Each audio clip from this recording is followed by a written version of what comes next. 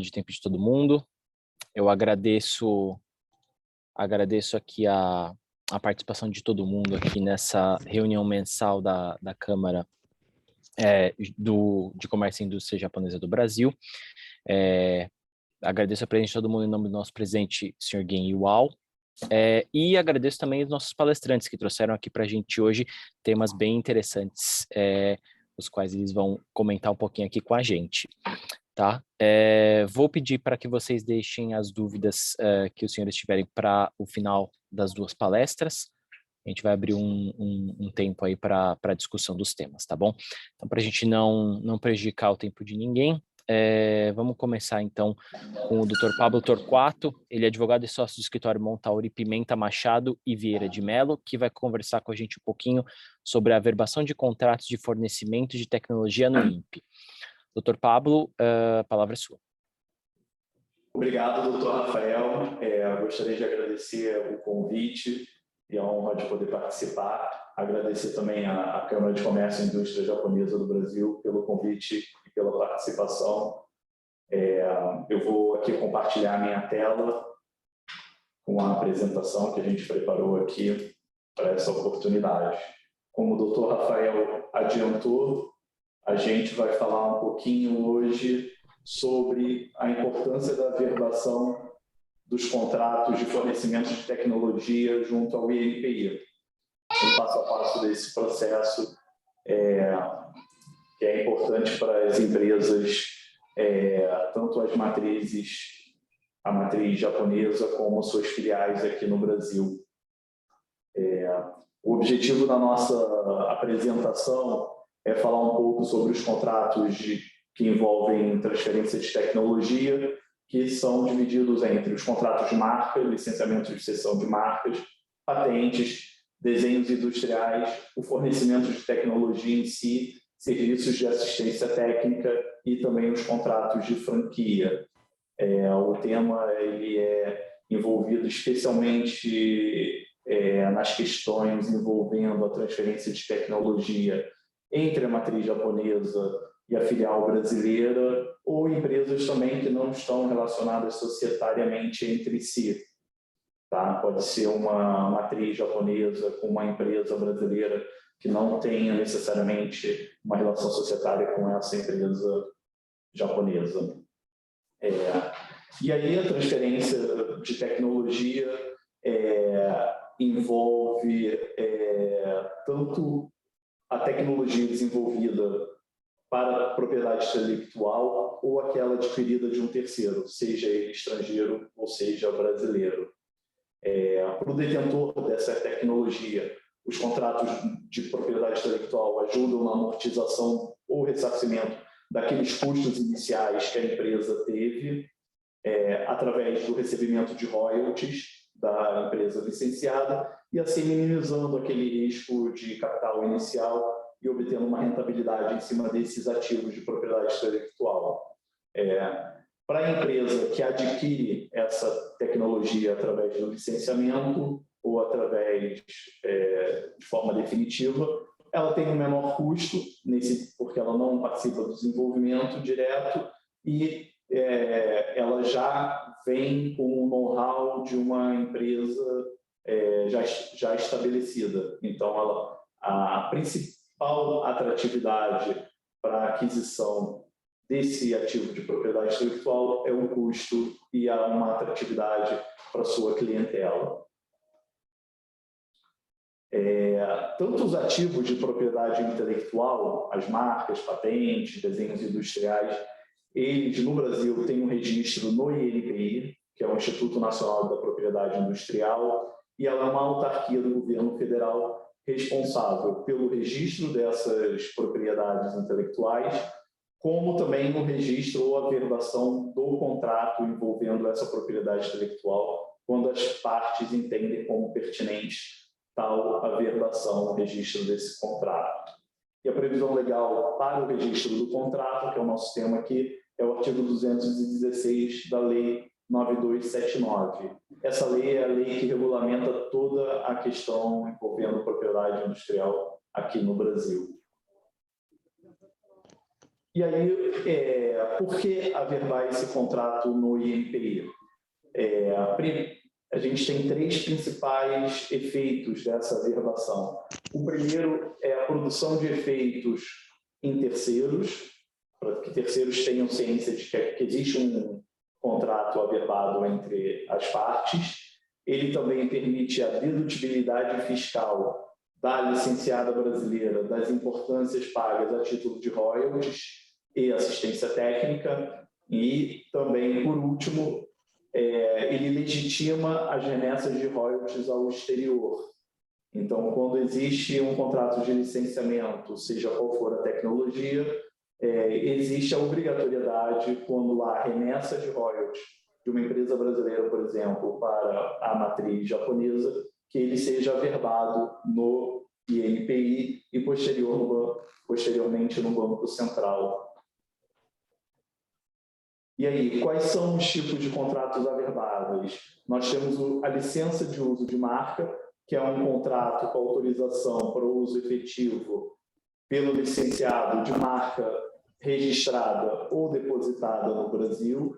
E aí é importante saber que essa marca ela precisa estar registrada ou depositada no Brasil perante o INPI.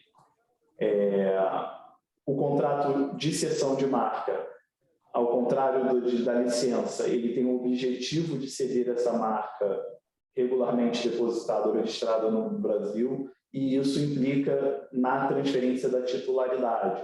A cessão implica na transferência da titularidade, é uma venda, enquanto a licença implica numa autorização de uso, é como se fosse um aluguel e não a venda dessa marca. Igualmente acontece com a exploração da patente. A licença para a exploração de uma patente ou desenho industrial, ele tem como objetivo o licenciamento, a autorização de uso daquela tecnologia, daquela patente, enquanto que a cessão dessa patente implica na transferência da titularidade da patente. Nós temos também a opção de fornecimento de tecnologia, quando, por exemplo, é uma tecnologia que ela não é patenteável. O INPI ele também faz a averbação desses contratos de fornecimento de tecnologia, quando existe uma intenção da empresa brasileira adquirir conhecimentos e técnicas que não são amparados por direitos de propriedade intelectual, e aí as partes celebram um acordo de fornecimento de tecnologia.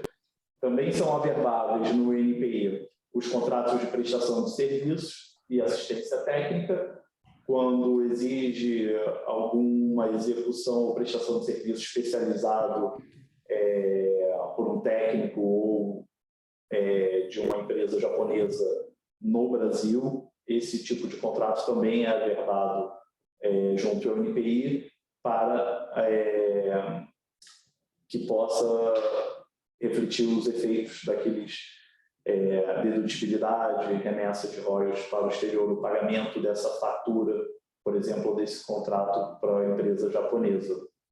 E nós temos os contratos de franquia, que é uma concessão temporária envolvendo marca e ou patentes, e também que envolve todo o know-how dentro de um sistema de franchising.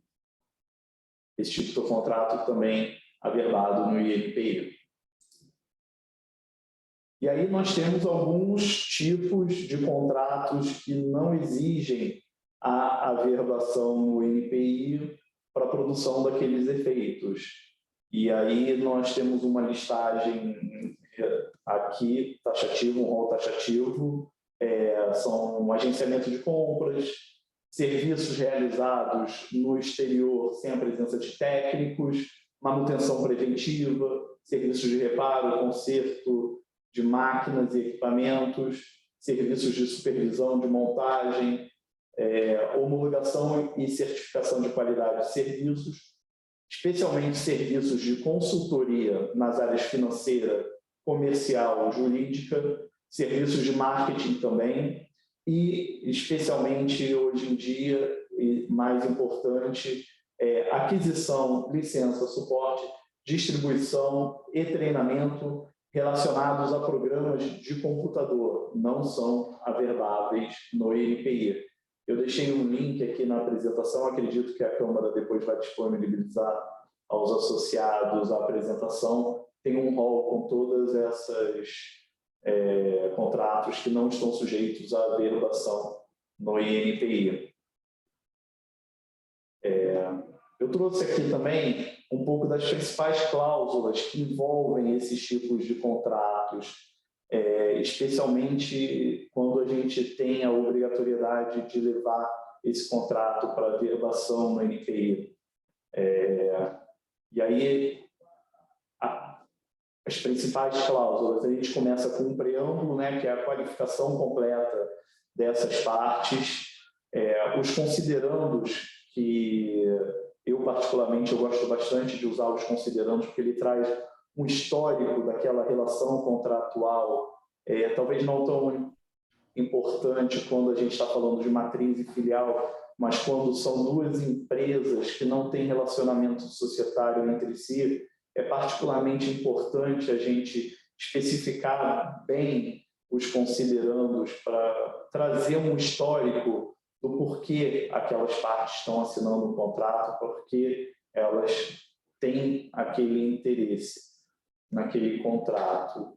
E aí depois a gente tem os direitos concedidos, se aquela licença é por exclusividade, se ele vai usar aquela marca ou aquela patente de forma exclusiva ou vai haver um concorrente no mesmo território.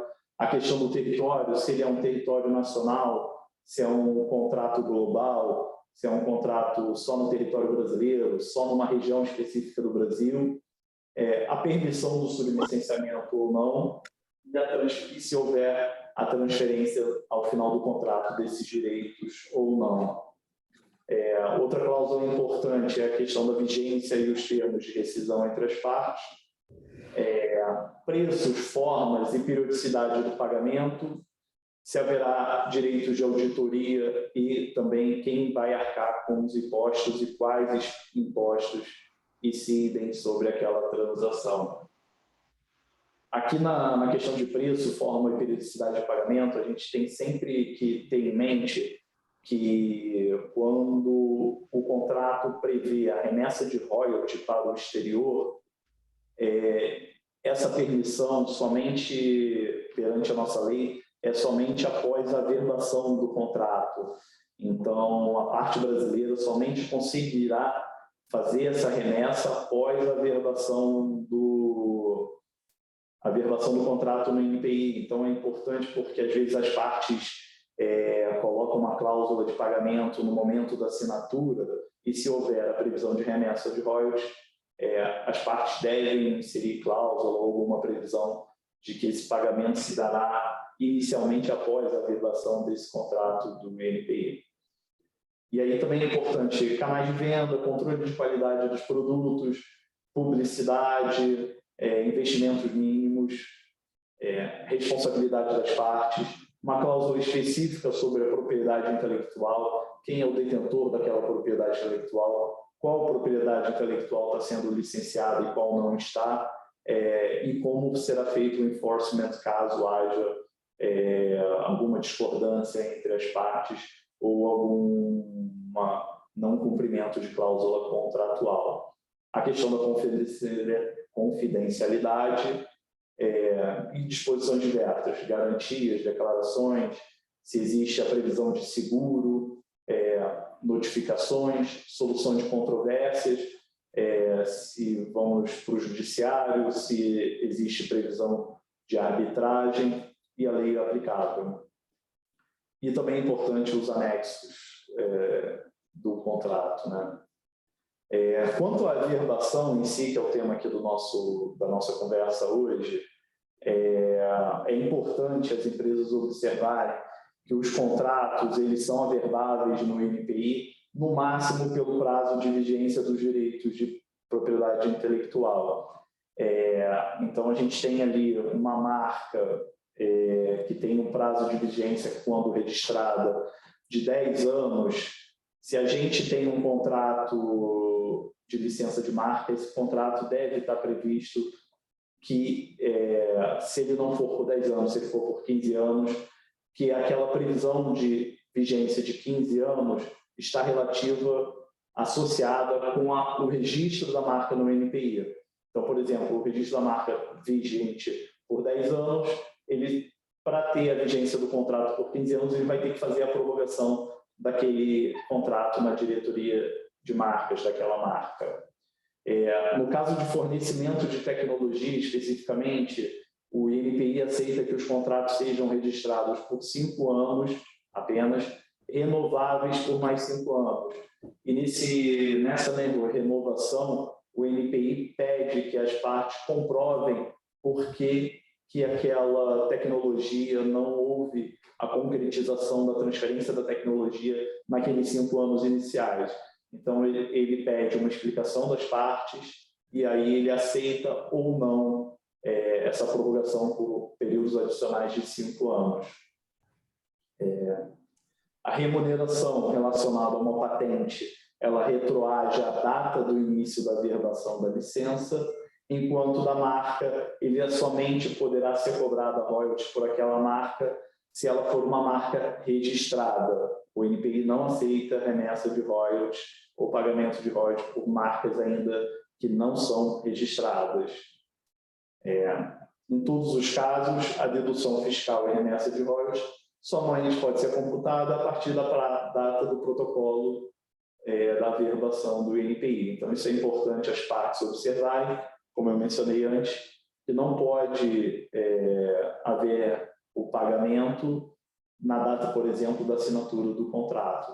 Tem que sempre ser remetido a verbação junto ao INPI. É sempre importante as partes definirem qual parte, o licenciante ou o licenciado, que será responsável por essa verbação no INPI, porque isso envolve custos, envolve burocracia, e também qual parte vai estar arcando com os custos tanto de protocolo quanto de manutenção desse contrato. E aí é importante frisar que cada etapa ela tem um custo diferenciado junto ao INPI, tem uma guia obrigatória de pagamento de taxa oficial, uma guia de recolhimento da União, e a diretoria de contratos ela tem procedimentos e requerimentos diferentes das outras diretorias do INPI, como, por exemplo, diretoria de marca, diretoria de patente. Então, é importante as partes observarem qual é o requerimento que cada diretoria do INPI exige. Tá?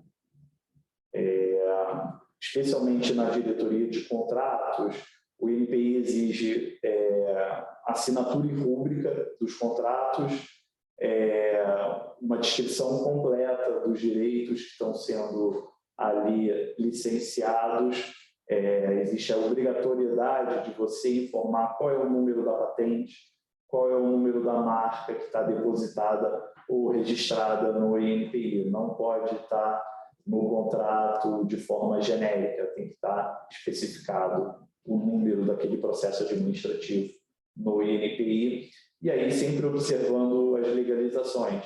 Se o contrato ele é assinado pela parte japonesa, por exemplo, lá no Japão, para a verbação desse contrato exige que essa assinatura seja notarizada e apostilada por AIA lá no Japão. Tá? E aí todo o trâmite no INPI ele online, a gente não submete mais o contrato original, o INPI só pede que seja feita uma digitalização do contrato original. Então o INPI pode emitir exigências, por exemplo, quando a gente apresenta um contrato, uma cópia preto e branco do contrato, ele pede sempre que seja feita, pelo menos ali na parte das assinaturas, uma digitalização colorida desse contrato.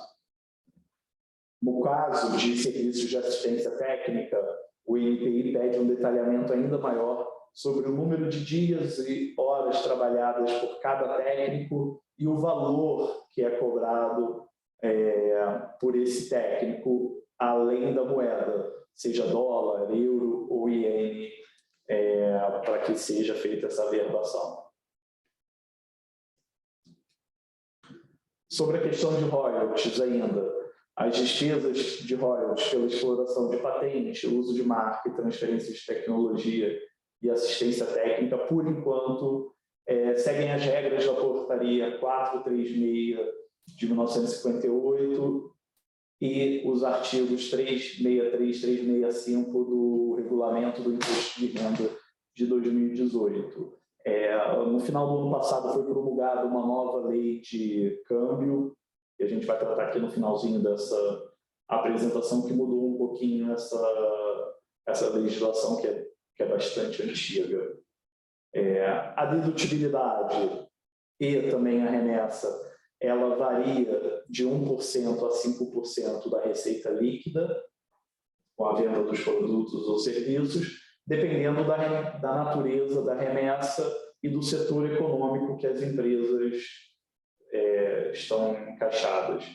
Existe uma vedação de remessa de royalties entre filial e subsidiária e suas matrizes em valor superior a esse limite de dedutibilidade. Eu trouxe ali no final da apresentação também uma descrição detalhada das atividades que estão entre esse 1% e 5%. E essas regras de valores para transferência não se aplicam às despesas de royalties.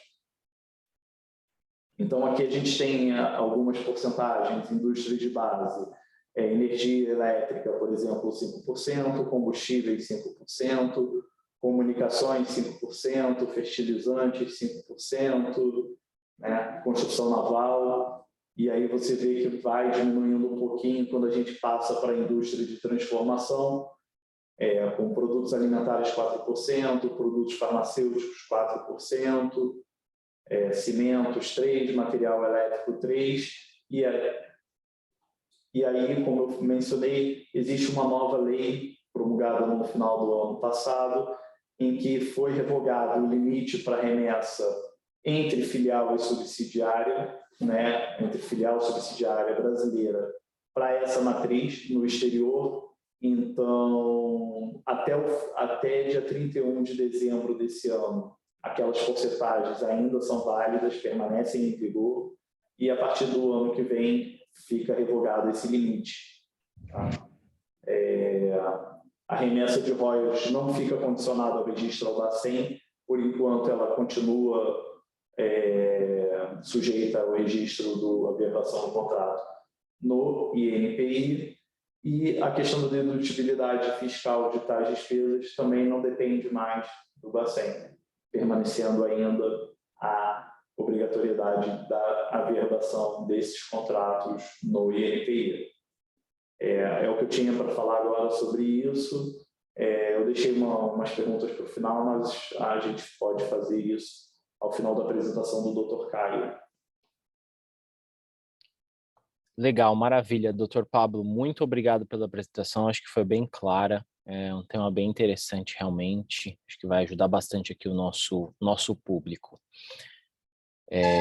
Passo então a palavra aqui para o Dr. Caio e a doutora Luana, que são da Ernst Young, vão conversar com a gente hoje a respeito da nova regras de preço de transferências no Brasil, baseada aí nas diretrizes da OCDE. Doutores, a palavra é de vocês. Boa tarde a todos. Meu nome é Caio, sou sócio da área de preço de transferência da EY. Estou aqui também e participando comigo aqui a Luana Amaral, para a gente falar um pouquinho sobre esse tema que tem despertado atenção aqui no mercado local brasileiro, que é a apresentação, feita tanto pela Receita Federal como pela OCDE, da nova regra de preço de transferência, com base nas diretrizes da OCDE, tá bom? A gente acho que seria interessante, Luana, só projetar, tá? Para apresentação, Mas, então, a gente pode começar aqui com a nossa agenda, O objetivo aqui, então, a gente teve recentemente um novo passo rumo à mudança da legislação de preço de transferência, É uma discussão que já vem ocorrendo nos últimos anos, e a gente pode ir para a agenda para a gente falar um pouquinho sobre esse novo tema. Então, basicamente, na agenda, o que nós temos é a discussão que se tem entre Receita da OCDE e OCDE em relação a essa mudança da regra, né? E a gente vai dar um pouquinho do histórico, né? Sobre como começou toda essa que nós temos hoje, que materializou essa possibilidade de mudança da regra de pré-transferência para uma abordagem voltada para o padrão internacional, né? O segundo tópico a gente vai abordar são as principais características desse novo modelo de pré-transferência que foi apresentado pela Receita e o OCDE, né? Por último, terceiro tópico ali são quais seriam os próximos passos que devem ser executados pela Receita, né, para implementar essa nova regra. Então, aqui a gente começa dando um pouquinho do histórico, né, dessa discussão da mudança da legislação de pré-transferência aqui no Brasil, né? O último fato que nós tivemos foi no último dia 12 de abril, onde, em uma apresentação, um seminário, né, organizado tanto pela Receita como a OCDE, eles apresentaram esses detalhes da nova regra que a gente está compartilhando aqui com vocês, né? Vamos falar um pouquinho de histórico, né? Por que começou essa discussão? E era um tema que eu me recordo aqui, eu trago na memória, né, nesse momento, essa questão da mudança de regra de pré-transferência, né, para uma abordagem OCDE, era um tema que, quando eu ia nos clientes, nas empresas japonesas, né, nas japonesas, né, afiliadas aqui de multinacionais japonesas, era muito comum, né, alguns perguntando, falou, olha, a matriz quer saber quando que vai mudar, né, a regra, porque o Brasil, como bem sabemos aqui, o Brasil ele tem uma abordagem totalmente específica, diferente né, da abordagem internacional, diferente dos guidelines da OCDE, não, e era muito comum essa pergunta, né? Quando que vai mudar? Se vai mudar, né? Se a gente tinha alguma experiência de países que saíram de uma abordagem diferente do resto do mundo e adotou o alinhamento e a convergência para o padrão internacional da OCDE, né? Então, isso lá atrás, né? Então, nos últimos anos, isso foi se materializando aí, se confirmando, né? Então, a gente vê hoje como um ponto muito importante, né? Então, vou começar com a história. O começo de tudo isso foi em 2017, governo Temer, né? Quando o ministro Meirelles ele formalizou, enviou uma carta formal, né, para a OCDE, pedindo, né, oficialmente para o Brasil se tornar membro da OCDE, né? Então, começou ali, né? Quando a OCDE recebe esse pedido, né, ela começou a analisar quais seriam os requerimentos, quais seriam as normas que o Brasil precisaria mudar, que precisaria incorporar, né, e adaptar e trazer para a sua realidade local para se tornar membro da OCDE. E quando a gente fala na esfera tributária, um dos principais elementos que o Brasil tinha, que era totalmente diferente dos países da OCDE, era a regra de pré-transferência, né? Como bem sabemos, o Brasil ele publicou a sua norma, a sua lei, a 9.430, lá em 96 e começou a vigorar a partir de 97, né? O enfoque naquele momento da legislação brasileira de pré-transferência, né? O enfoque era simplificação, né?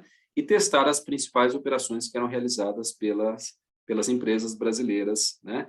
E essas empresas que estavam naquele momento localizadas no Brasil eram, na sua grande maioria, afiliadas de grupos multinacionais com matriz no exterior, né, que tinham, em sua maioria, operações de importação de bens, né, para produção, matérias-primas ou para revenda, né?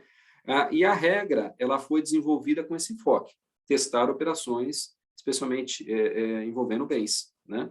Tanto que hoje a gente vê todas as metodologias, né, os mesmos métodos, né, que nós temos disponíveis na regra de pré-transferência do Brasil para testar importações e exportações de bens, serviços e direitos. São os mesmos métodos, né, e com margens fixas, né, que foi o enfoque naquele momento e claramente com o intuito desse processo de simplificação, né, adotado naquele momento, né. O que aconteceu? Então, 2017, pedido formal. Em 2018, o que aconteceu? A OCDE ela procurou a Receita Federal, né, e eles organizaram um evento em Brasília, né, para criar um grupo de estudo, né, com representantes da OCDE, Receita Federal e também de alguns contribuintes, para fazer uma análise comparativa entre a regra brasileira de preço-transferência e a regra internacional, o princípio arm's length, né, seguindo o princípio arm's length, que é com base nas diretrizes da OCDE, né. E esse grupo de estudo ele fez uma análise das vantagens e desvantagens da regra brasileira em relação ao padrão internacional, e para verificar, né, como objetivo ali daquele grupo de estudo, verificar as opções de convergência entre a regra brasileira para o padrão internacional adotado pela maioria dos países, né? Após 15 meses, né, lá em 2019, como nós apresentamos aqui, foi apresentados os resultados, né, desse grupo de estudo. E a conclusão era que o Brasil, que a regra brasileira, ela não atendia, por uma série de requisitos, não atendia o princípio arm's length, né? E a sugestão naquele momento foi que o Brasil fizesse um alinhamento total, né, um full alignment, né, uma convergência total para o padrão OCDE. Deixar-se de lado a abordagem simplificada que hoje nós temos para adotar 100% da abordagem internacional. Lá foi sugerido também, eventualmente, algum processo de progressivo, né, de transição, eventualmente algumas empresas migrando para a nova regra num primeiro momento e depois, no segundo momento, as demais entidades, né? Mas o grande ponto ali, e para surpresa de muitos, foi essa sugestão, né, que o Brasil deveria mudar 100% da norma, totalmente alinhado ao padrão internacional, para modernizar a regra de preço-transferência aqui no Brasil e inserir o Brasil na cadeia de suprimentos globais dos grupos, né, e atrair mais investimentos e o Brasil está mais inserido aí nas políticas tributárias de preço-transferência adotadas mundialmente, tá? A fase seguinte que nós colocamos nesse material. Depois dessa apresentação, teve até um relatório bem extenso detalhando tudo isso, né? Por que o Brasil não seguia o padrão arm's length, né? E o passo seguinte foi a apresentação de uma consulta pública, né, por parte da Receita OCDE, perguntando aos contribuintes sobre possibilidades de aplicar Safe Harbor seguindo o princípio arm's length, a questão da possibilidade do Brasil, na norma local, ter o requerimento do APA e também algumas perguntas sobre bases de dados comparáveis, como o Brasil se o Brasil tem e deveria, como ele poderia adotar essas bases de dados numa abordagem de TP-OCDE, né? Então, isso foi 2020 e 2021, né? Nesse processo também, então, começo de pandemia, a Receita, ela também começou a se capacitar e começou a receber treinamentos, né, do time da OCDE em relação a essa nova abordagem, essa nova metodologia de preço-transferência seguindo o princípio arm's length, tá? Isso 2020 e 2021, né? Em 2022, que é o nosso ano aqui que nós estamos, o que aconteceu, né? Se começou, a Receita já, nos parece que já está desenvolvendo um projeto de lei, ele já está bem encaminhado, até pelos contatos que nós temos com a Receita, quer nos parecer que está bem encaminhado, né? Só que começou a acontecer algumas discussões tributárias que eventualmente podem acelerar esse processo da convergência da regra de preço-transferência brasileira, né? Um dos pontos foi a mudança nos Estados Unidos da legislação do Foreign Tax Credit, o FTC, né? Então, o que mudou lá, que foi no final do ano passado? Para uma entidade nos Estados Unidos que opera quantidades de outros países, para ela tomar crédito eventualmente de tributos pagos no exterior, a empresa do grupo que está no exterior, ela tem que ter uma legislação, inclusive legislação de preço-transferência similar à regra norte-americana. E claramente o Brasil não segue o princípio arm's length, né, que os Estados Unidos seguem. Então, uma forma de resolver essa questão foi mudar a regra de preço-transferência no Brasil, já adotar o modelo OCDE, né, e com isso eliminar um entrave aí da tomada de crédito lá nos Estados Unidos em operações com o Brasil, né? E o que aconteceu? Com isso, a Receita Federal ela decidiu acelerar esse processo e culminou com a apresentação do último dia 12, né, de abril, onde eles apresentaram, tanto Receita como CDE apresentaram as características da nova norma, né? Um dos pontos importantes que eles falaram lá, que é a expectativa de implementar, né, todas as mudanças e operacionalizar tudo até 2023, para tentar colocar em vigor a nova norma em 2024. Então, esse é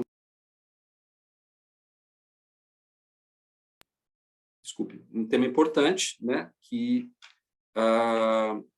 foi abordado, né?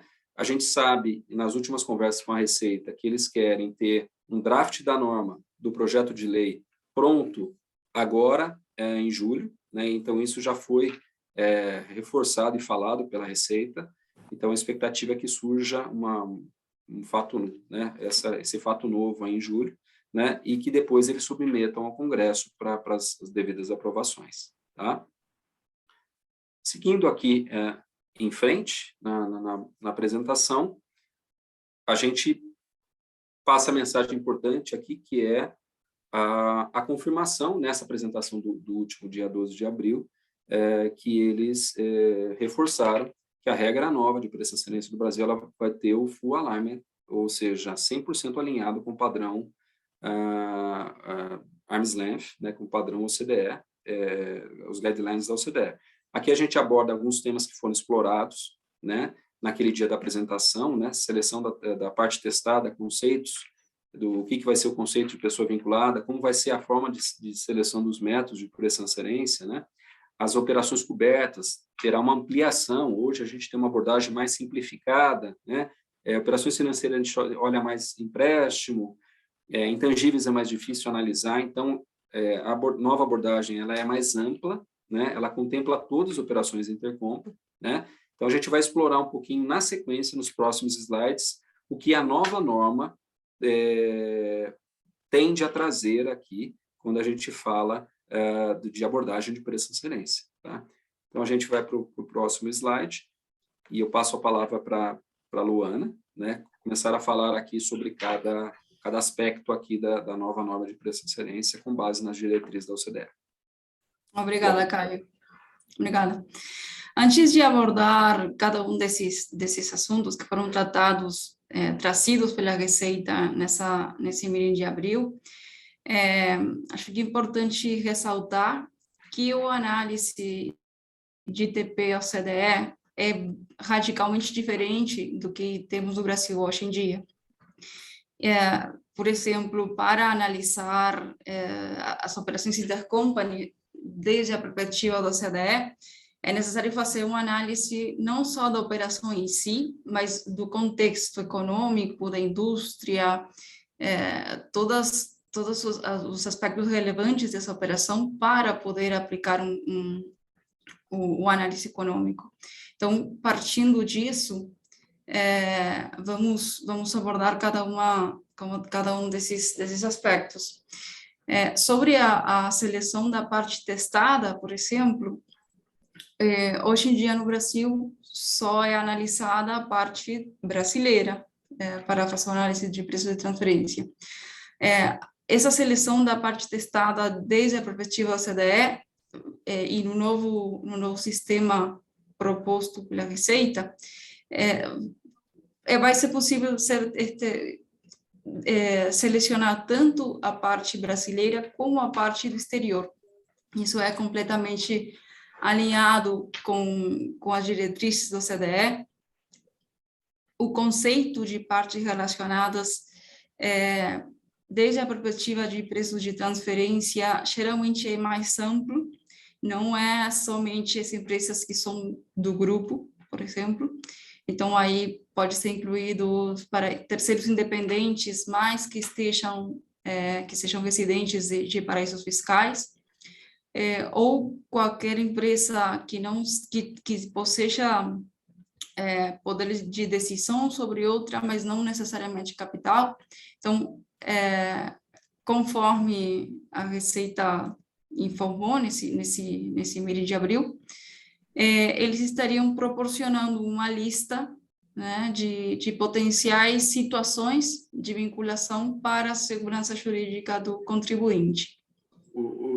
Luana, eu acho Sim. que eu só queria destacar um ponto aqui para a audiência, para as pessoas que estão participando conosco, né? Sobre o ponto que você mencionou, que, gente, isso é claramente uma mudança grande de mentalidade aqui, né? A abordagem simplificada que nós temos é mais aplicação de fórmulas, margens fixas, né? Agora é uma abordagem muito mais econômica que requer mais julgamento, né? Então, é uma outra mentalidade que vai exigir, né, uma nova visão, né, um entendimento maior do business, né, tanto de quem está preparando, mas das empresas, dos contribuintes e também do fisco, né? Então, a tendência é que a mentalidade, né, a forma de se ver o preço de transferência, ela mude bastante. Tá bom? Por favor. Obrigada, Caio. Sobre a metodologia, sobre os métodos aplicados, segundo essa informação, também nesse novo sistema de preço de transferência seriam reconhecidos 5 métodos da OCDE e, particularmente para operações de intangíveis, seriam aceitas outras metodologias. Hoje, no Brasil, a gente tem métodos bem específicos e especificamente para bens, então, e mais focados na lucratividade bruta, né? Já na OCDE vai ser possível aplicar esses métodos tanto a nível bruto como operativo, e tem esses 5 métodos. Aqui, uma das grandes diferenças a respeito a esses métodos é a seleção desses métodos. Na normativa OCDE, para selecionar um método aplicado à análise de uma operação em si, vai depender da natureza da operação, da informação disponível dessa operação. Já na regra atual de preço de transferência, o método é selecionado conforme ao qual é mais benéfico, e isso é basicamente qual método dá o menor ajuste de preço de transferência. Então, essa marca uma mudança, né? Porque, e mesmo na seleção, não só é necessária a justificação de por que o método é aplicado para essa transação, que é um argumento técnico, na verdade, mas por que não é aplicados os outros métodos. Então, não sei, Caio, se você quer fazer alguma acotação adicional sobre a metodologia. Exato, é um fato novo aqui, que é muito comum no exterior, não tinha aqui os métodos TNMM e Profit Split, ou seja, com Profit-Based Methods, que a gente chama, né, que testa muito mais a função ou a lucratividade da entidade. Então, isso a gente não tinha no Brasil, né? Então, é trazido, né, com todo esse contexto de mudança, pós-convergência, e aquilo que a Luana falou de seleção do método, né, é muito importante. Aqui a gente calculava todos os métodos, selecionava o melhor de acordo com o menor ajuste, né? E análise produto a produto, serviço a serviço. Isso muda totalmente, né? Então, essa análise produto a produto acaba, mais um basket approach, ou você testa a lucratividade da função ou da entidade e tal, mas não regra geral, não é produto a produto como nós temos hoje. Então, essa mudança é muito relevante, né? E, como a Luana comentou, você vai ter que justificar por que você está selecionando o método e por que você não está utilizando os outros, né? Então, isso tem que estar bem documentado no estudo ATP, né, Luana? É isso. E o argumento aí é técnico, não vai mais do que menor ajuste. Sobre as transações que serão sujeitas à análise, aqui também marca uma diferença bem importante com o sistema atual. Já que no novo sistema, todas as operações intercompany terão que ser analisadas, e aí entra, por exemplo, intangíveis, royalties e qualquer tipo de operação financeira. Aí, como o Caio falou anteriormente, no sistema atual é basicamente bens, das operações financeiras somente empréstimos. Aqui serão todas as operações que as empresas brasileiras tiverem com partes relacionadas vão ter que ser analisadas. e, como a gente falou anteriormente, também será possível ter metodologias específicas para a avaliação de intangíveis.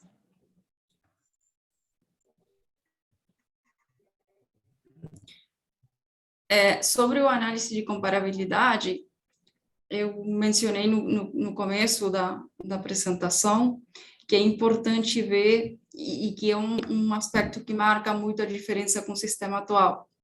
Esse análise de comparabilidade implica conhecer não só a transação intercompany, mas sim o contexto em que ela é dada, o contexto econômico, a indústria, as condições, né, funções, ativos e riscos de cada uma das partes envolvidas. Então, essa análise do contexto da operação, mas também do contexto, logo é comparado com as condições, digamos, de terceiros independentes. Então, isso marca uma diferença bem importante, porque é considerado, por exemplo, situações como a pandemia, né, que é recente, que, obviamente, em algumas indústrias mais, em outras menos, mas afeta a lucratividade das empresas. Então, por exemplo, é possível ter uma situação onde uma empresa esteja dando prejuízo, né? E se você vai analisar a lucratividade mesmo, não necessariamente implica um ajuste de preço de transferência, porque tem uma situação que é uma pandemia, que não afeta só a empresa, senão que é uma situação global, que justifica esse resultado. Então, nesse aspecto, considera todo o contexto, né, da operação. Eu mencionei a pandemia, mas pode ser qualquer outro, por exemplo, um incêndio de uma fábrica, coisas que são não necessariamente se explicam por preço de transferência, não quer dizer que a empresa esteja deixando lucratividade fora do Brasil, por exemplo, mas sim tem prejuízo por outras situações. Então, tudo isso é tido em conta no análise. Esse é um ponto importante, né? Porque hoje, quando a gente aplica as normas de TP do Brasil, a gente não olha no nível da lucratividade da entidade como um todo. A gente olha no nível do produto a produto, né? Aplicando a fórmula e verifica se tem ajuste ou não. E sempre quando vinha, acho que a maioria aqui já deve ter participado de alguma discussão dessa natureza, o pessoal lá fora falou, mas se você está com prejuízo, não gera algum problema aí para fins de TP? Para o Brasil hoje, não, porque a gente não chega a olhar a lucratividade da entidade, mas mudando a abordagem, a lucratividade da entidade como um todo, aqui é um aspecto importante a ser considerado numa análise de TP, ou seja, se a empresa tem prejuízo recorrente, né, é um sinal de alerta, né, vai ter que se justificar bem de um aspecto econômico para não ter o ajuste, né? Então, é aquilo que a Luana comentou. Eu tenho alguma justificativa por que do prejuízo. Perfeito. Então, agora, não é esperado de uma abordagem OCDE ter prejuízos recorrentes sem uma justificativa plausível, né, e com um aspecto econômico para justificar aquele prejuízo, né, por vários anos seguidos, né? Então, esse é um aspecto importante que as empresas devem começar a observar aí, especialmente em alguns setores, né? Porque hoje acontece de ter o prejuízo, mas não passa numa análise de TP, numa fiscalização de TP hoje no Brasil. Né? É isso mesmo. De fato, em adição ao que eu estava falando, Caio, nesses casos onde empresas têm prejuízo ano tras ano, por muito tempo, geralmente o que é questionado, o que eu tenho visto que é questionado em auditorias no exterior, que já tem a norma OCDE, é que justamente o argumento é uma empresa independente não estaria disposta a ter prejuízo tanto tempo e ainda assim continuar existindo. Então, vai por esse lado mesmo. O prejuízo pode ser justificado, mas tem que ter cuidado quando é por muito tempo, né? Sobre os ajustes, os tipos de ajustes de preço de transferência, terão 3 tipos, basicamente, né? O primeiro é o ajuste espontâneo, que é no momento de fazer o análise econômico dá um ajuste, ok? É contemplado na ESF. O ajuste secundário, que vem a ser novo, né, na normativa do Brasil, é basicamente transformar esse ajuste espontâneo para dar um significado legal ou contábil. E o terceiro, o ajuste correspondente, é quando, uma vez que existe um ajuste espontâneo, ou o primário, por uma determinada transação, por exemplo, da empresa brasileira, com a operação de um país B, se esse país B tiver um MAP com o Brasil, então vai ser possível que no outro país seja feito esse mesmo ajuste à inversa, para evitar essa dupla tributação. Sobre commodities, hoje em dia a gente tem uma listagem que determina quais são os commodities, né? No novo sistema de preço de transferência, vai ser dada uma definição de commodities em linha com o CDE, que é em base ao mercado mesmo, com foco no pricing date, que é basicamente a data dos contratos, a data onde os preços dos commodities são transados. Então, é marcado aí um distanciamento da metodologia atual de commodities, que é reconhecida como um sexto método, digamos, no mercado internacional, e vai mais aproximada ao padrão OCDE, ao padrão internacional. Isso vai ter, né, o análise vai ser completamente diferente, na verdade. Então, outra diferença com a regra atual. Um aspecto importante só de commodities, trazendo um pouquinho mais de detalhes sobre isso,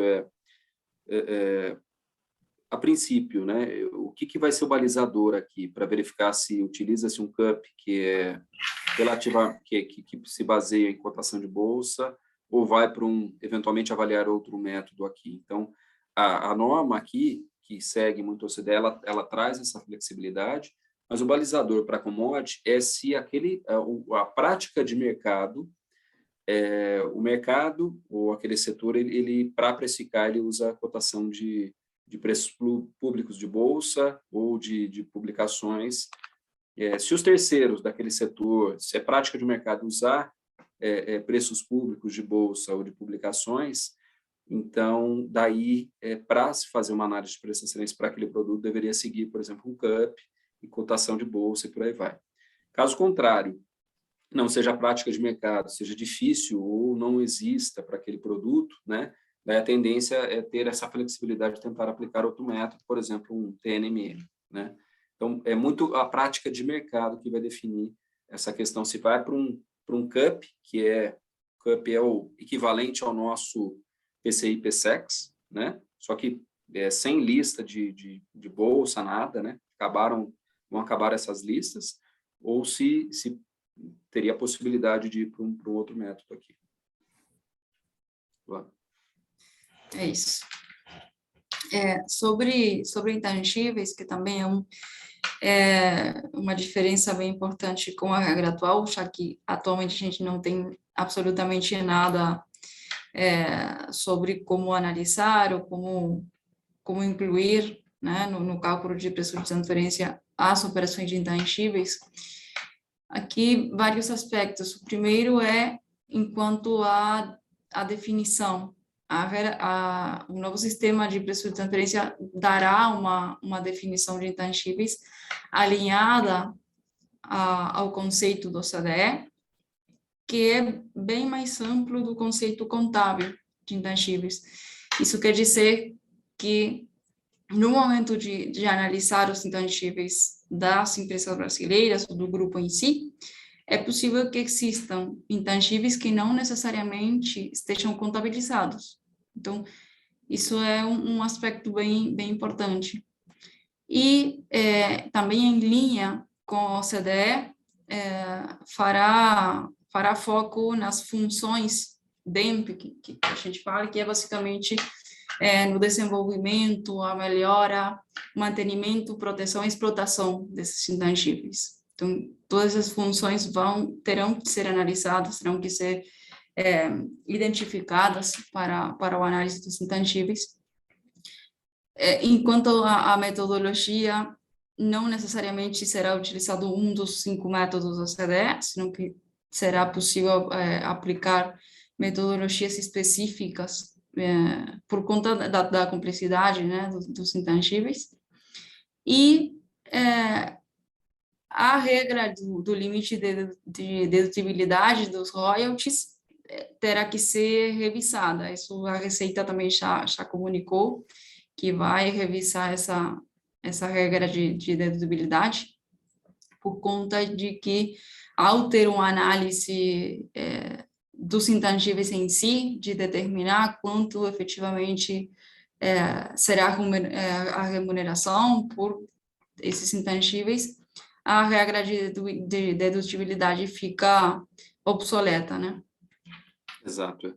Eu acho que esse é um ponto importante aí para alguns contribuintes aqui que estão participando. Então, hoje, o royalty, pagamento de royalty, que é em linha, conectado com a nossa apresentação anterior, registrado em NPI e tudo, ficava fora da regra TPI, isso acaba, tá? Então, todo o royalty, né, pagamento de royalty, tudo, com registro ou sem registro no NPI, entra na nova regra do TP, tem que fazer uma análise econômica, tudo, tem que ser testado, né? E aquilo que a Luana comentou, a legislação de imposto de renda, que fala da dedutibilidade, do 1 a 5%, tudo, né? Do limite de dedutibilidade, ela será revista. Então, a Receita já comentou isso. E em outro ponto também que já foi questionado, que nós questionamos, é sobre os royalties locais, né? Porque eles falaram o seguinte, que a ideia é que o royalty local também gera uma discussão também, né?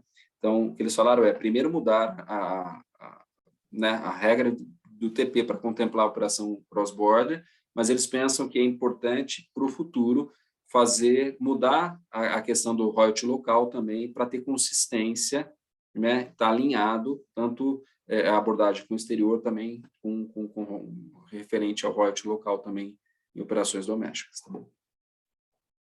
Isso. Passando aos serviços intergrupo, aí, bom, o análise dos serviços intergrupo será alinhado de novo com as diretrizes da OCDE, quanto à metodologia e por aí vai.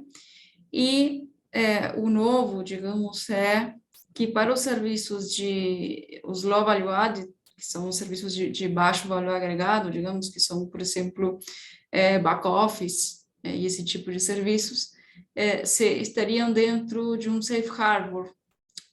E aqui, mesmo as diretrizes também estabelecem como recomendação o que esses tipos de serviços com menos complexidade.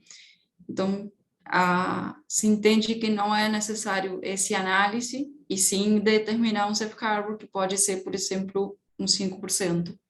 Então, aí é esperado no novo sistema de preço de transferência esse safe harbor para esse tipo de serviços.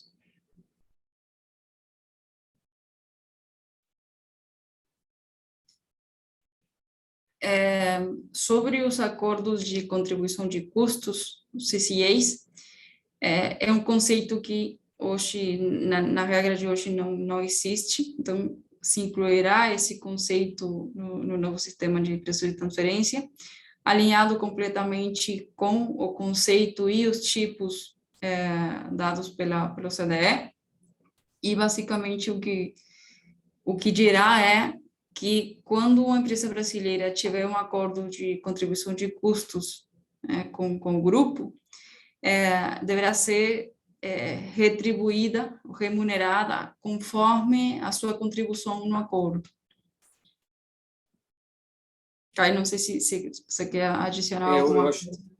eu acho que aqui é um ponto importante fazer um comentário, que é assim, muitos se perguntam, assim, aqui no Brasil, assim, e né, o nosso cost-sharing, né, que algumas empresas aplicam, tem hoje, com base na jurisprudência, né, e muitos dão a roupagem de reembolso de despesa, até para reduzir a carga tributária da importação do serviço, tal, né? Como fica, né? O que acontece é que, com essa mudança, né, e o que a gente via é que muitos dos casos que as empresas davam essa roupagem de reembolso de despesa, para esses casos, cost-sharing, tudo, era, na maioria dos casos, uma empresa centralizando algum serviço, e né, a jurisprudência falava que só podia ir nessa abordagem de reembolso se fosse um serviço não core, ou seja, back-office, né, não tivesse o elemento de markup e por aí vai, né, conforme a jurisprudência formada. O que acontece que hoje, que se o serviço for um serviço de baixo valor agregado, um serviço de back-office quer serviço de baixo valor agregado, mas é centralizado por uma entidade do grupo, a mesma entidade presta para diversas partes relacionadas, né, inclusive o Brasil, essa abordagem ela deveria ser analisada como se fosse uma importação de serviço com um markup daí provavelmente de baixo valor agregado, e poderia ser caracterizado, aí ser aplicado o Safe Harbor que a Luana comentou. Então, o que acontece com com a mudança da regra, muitos casos que é centralização de serviço, e estava se dando a roupagem de reembolso de despesa, né, de cost-share e reembolso de despesa, reduzindo tributação, ele vai ter que ter um markup de acordo com provavelmente esse Safe Harbor citado pela Luana, e daí tende a mudar essa questão de não ter o markup, ela perde o sentido, né? É isso. Sobre reestruturações de negócios, também haverá um alinhamento no novo sistema de preço de transferência, completamente alinhado aí, de novo, às diretrizes da OCDE, e, basicamente, o que estabelece as diretrizes nesse caso sempre que existe uma reestruturação onde funções sejam trasladadas a outra entidade, por exemplo, ativos e riscos, tanto a entidade que é reestruturada como, a reestruturação em si tem que ser remunerada adequadamente, conforme a essas funções, ativos e riscos. Sobre transações financeiras, falamos anteriormente, de novo, qualquer tipo de transação financeira terá que ser analisada, aí entram os interesses de dívidas, cash pooling, garantias, seguros, e nesse caso a regra de dedutibilidade será mantida, né? Aqui, essas operações financeiras também, o análise é bem diferente. Hoje em dia só é de interesses por empréstimos, e tem aí como pelo menos um intervalo fixo do Banco Central, né? Esse análise de OCDE compreende outros aspectos completamente diferentes, tanto da parte, por exemplo, em empréstimo, da parte que dá, como a que recebe, aí entra, por exemplo, o risco país, o risco da empresa em si, se tem algum tipo de respaldo desse empréstimo, enfim, de novo, o análise é bem diferente do que está no sistema atual.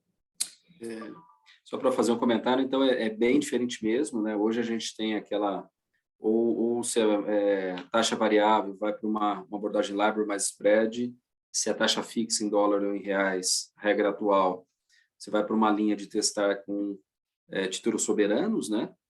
Mais os de spread, pode ser 2,5, 3,5. A abordagem mudando para o OCDE muda muito, né? É uma abordagem que olha também o credit rating das entidades, e isso é um aspecto muito importante para se chegar, e tem o CUP aí como um dos métodos mais utilizados, né? E numas discussões com a Receita, a gente perguntou até como é que vai ficar a realização por conta do anúncio, né, do término da publicação da LIBOR, né? que recentemente foi, alguns meses atrás, foi publicado que ela vai ser descontinuada, né? Hoje já não temos algumas LIBORs, tipos de LIBORs com depósito, por exemplo, em algumas moedas, como o euro, Euribor, não temos, e é o que tudo indica, a LIBOR com base em dólar, ela tende a ser descontinuada no meio do ano que vem. Então, foi perguntado para a Receita, né? Porque se eles implementarem a nova norma, primeiro que a nova norma, ela pode exigir também a LIBOR para algumas análises, né?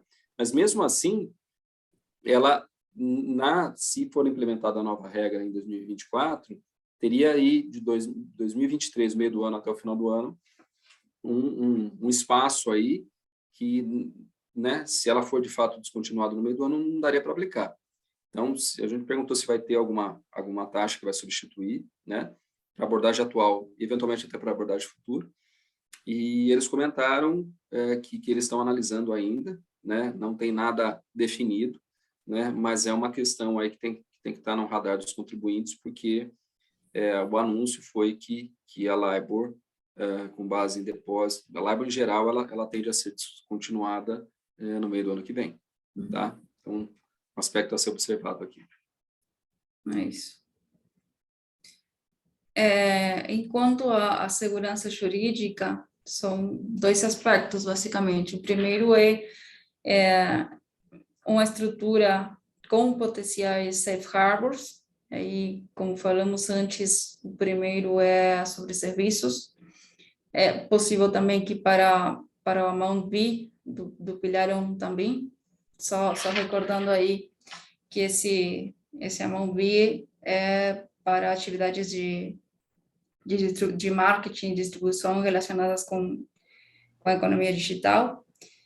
E um aspecto bem importante nesse aspecto também, que sobre a segurança jurídica, é que a Receita estará autorizada para celebrar APAs. As APAs são acordos antecipados de preços, e é basicamente que a Receita faz um contrato, digamos, um agreement com o contribuinte diretamente sobre uma operação específica, e eles basicamente determinam qual vai ser a metodologia utilizada para essa operação, e se tem comparáveis, quais serão os comparáveis por um período de tempo determinado, e assegura, nesse caso, que não será questionado pelo período do APA, porque a Receita já estaria de acordo com essa metodologia, com todos os aspectos do análise dessa operação. Normalmente, esses APAs se dão para operações complexas que vale a pena ter esse aval, digamos, da Receita, e evitar qualquer questionamento, né? E o APA, nesse caso, é uma ferramenta completamente nova para o Brasil, e requer, claro, muita confiança das duas partes, tanto do contribuinte como da Receita, porque é normalmente muita informação que é dada de uma e outra parte com respeito à operação, ao negócio, da forma que essa operação é levada a cabo. Enfim, mas é um aspecto, uma ferramenta completamente nova que será incluída nessa nova regulação.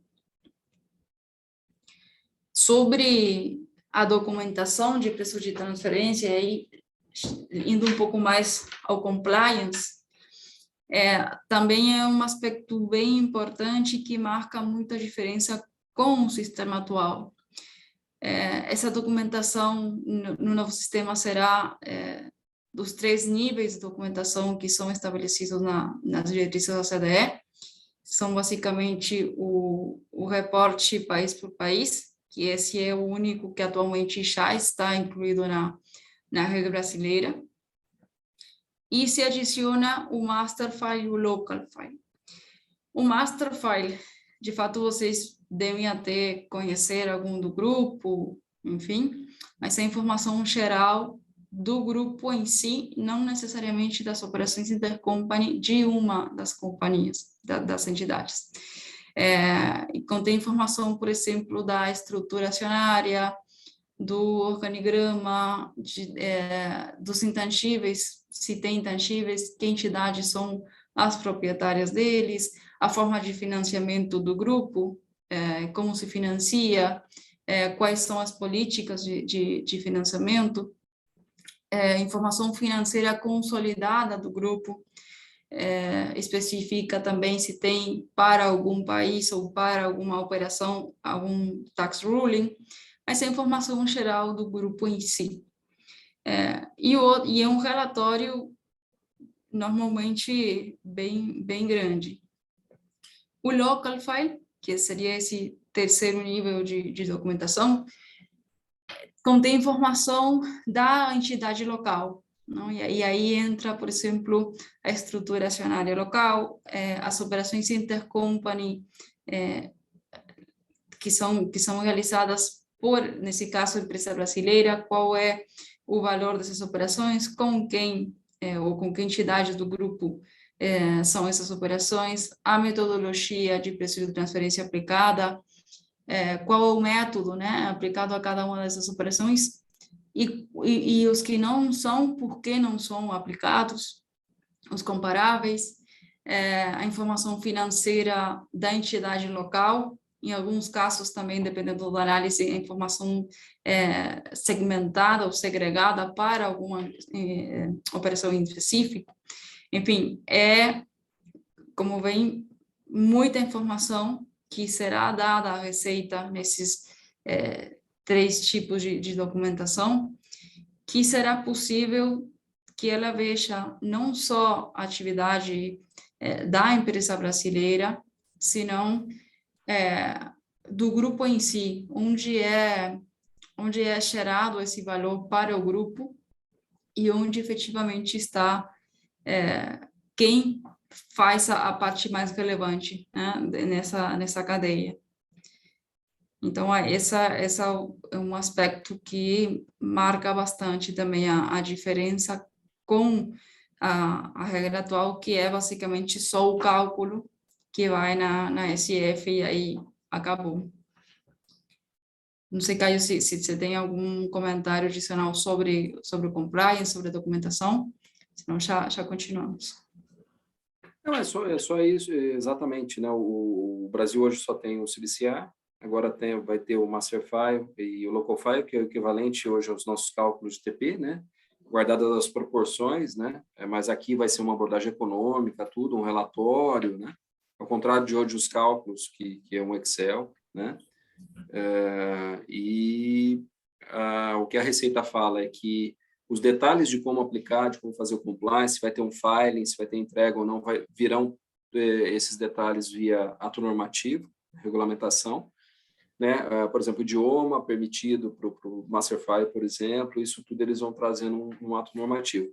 Para agora, eles querem publicar o projeto de lei mesmo, o foco será o projeto de lei, mas a tendência é que na sequência eles publiquem uma instrução normativa com esses detalhes de como vai ser a questão do compliance desses 3 níveis de documentação. Tá? Então, acho que a gente pode seguir para o próximo slide, né? E aqui a gente fecha o último slide aqui da nossa apresentação sobre a nova regra de TP, né, apresentada pela Receita e o OCDE, né, quais seriam os próximos passos, né? Depois daquela apresentação do dia 12, o que eles comentaram? Que eles começariam um processo de consulta com algumas partes interessadas no mercado brasileiro, né? Então, eles estão, e a gente tem percebido isso, a Receita está marcando reuniões, por exemplo, com o GETAP, e a gente vem participando dessas reuniões para apresentar os detalhes de cada seção da norma, e com dúvidas, e eles estão receptivos para receber comentários, né? Então, eles estão bem receptivos nisso. Então, apresentando esses detalhes também com algumas representantes de setores, né? Grupos de setoriais, FEBRABAN, né? Fiesp, eles já tiveram, então, e outros grupos estão participando. Eles vão coletar todos esses comentários, né? E eles vão, com o objetivo de refinar aí o projeto de lei, né? O draft da norma, da regra de TP da lei, né? E para finalizar o pacote legislativo, e a expectativa é que eles, nesse ano ainda, eles submetam ao Congresso esse projeto de lei para aprovação, né? É o que eles falaram, que a ideia deles inicial, aquilo que eu comentei, é que tudo tivesse aprovado, né, tanto na Câmara dos Deputados como no Senado, até o ano que vem, para entrar em vigor em 2024. Contudo, essa questão do FTC, né, que está gerando aí uma dor de cabeça nas operações entre empresas dos Estados Unidos e entidades aqui no Brasil, pode acelerar esse processo, tá? Então, eles estão enviando agora, a expectativa é que eles enviem no segundo semestre o projeto de lei para o Congresso, né? Agora, vamos aguardar. Um cenário otimista, extremamente otimista, porque ele pode ser até aprovado tudo desse ano. Contudo, é um ano eleitoral, né? A gente sabe que o Ministério da Fazenda, eles estão colocando uma certa pressão para isso, né? Para resolver a questão do FTC, para ajudar nesse processo de ascensão do Brasil, de acesso ao Brasil como membro da OCDE, né? É importante demonstrar isso, que está avançando. Contudo, né, pode ser que fique aprovação para o ano que vem mesmo, né? Por conta de todo esse cenário que nós estamos vivendo, né? Então, esses são os aspectos aí em relação a esse projeto de mudança da regra de preço e transferência aqui no Brasil, tá? Então, a gente conclui a nossa apresentação, né? E a gente agradece, né, a vocês aí por terem acompanhado toda essa apresentação, os detalhes aí desse projeto de novo modelo de TP. Legal, muito obrigado, Caio, Luana, muito obrigado aí pela apresentação. Realmente um tema importante, acho que vai afetar, se não a totalidade, a maioria das empresas aqui que são sócias aí da Câmara. Eu vou abrir agora, então, para a pergunta dos participantes, tá? Tanto para